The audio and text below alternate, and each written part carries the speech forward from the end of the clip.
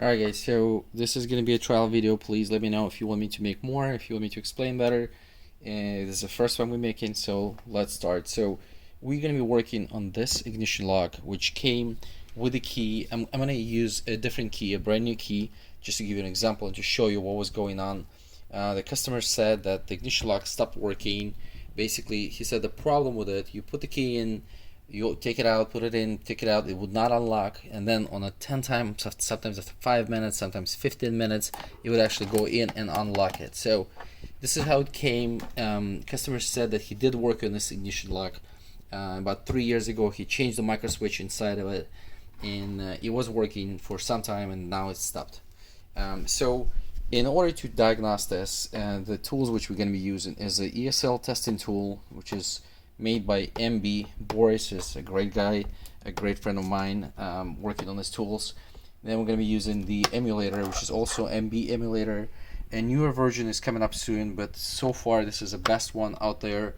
I only use those, and those are the only ones I recommend so far. Of course, the power supply, and then some other tools we're going to work in the middle. So the first, initially, I connected the whole thing. I plugged it up, turned on the power, and I could see that I put the key in and nothing happens. It would not unlock. So the first thing I do, I take the coil detector, and I put it over the ignition lock, and I try to see, and I saw that the light was blinking. So that means that the lock is working. It supposedly it tries to recognize the key, but it doesn't recognize it. It's a common problem for Mercedes. Usually it costs about $200 to repair, and it just takes me to work on the flash and the EEPROM inside of the lock. So when I open it, and this is the wrong one, a second.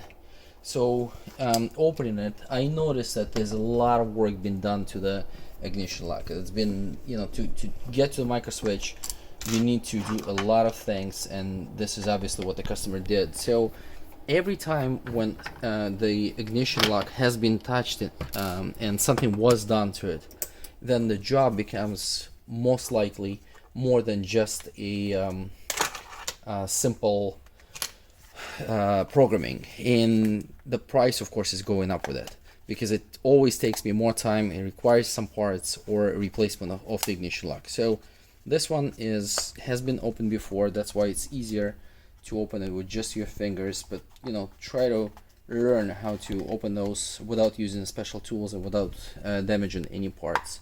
Sometimes it works, sometimes it doesn't, but eventually you will get it. Okay, so you open it up.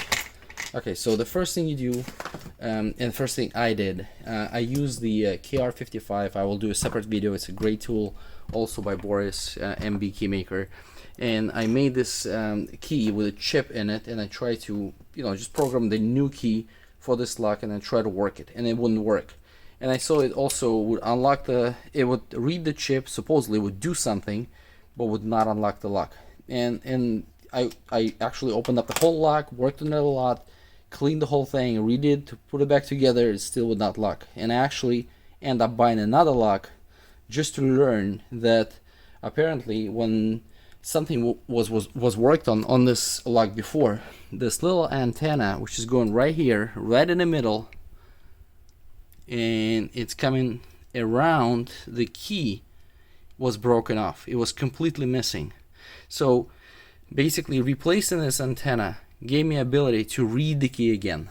Apparently with the many time trying to work this, the flash got damaged, so it did unlock one time for me once I replaced that antenna, or actually put brand new antenna, and then it stopped working again. And then I changed the flash. I don't think I really did anything to the EEPROM, but the flash is brand new, and after that the lock just worked fine. So I will show you what it did, how it started to work. So basically the original key is fine. I don't need to do anything with the original key. And then now if I plug it back in after replacing the antenna, and again I'm using the ESL testing tool on bench, and I just put the original key in it, and it unlocks and turns. This is what you want, and this is what I do.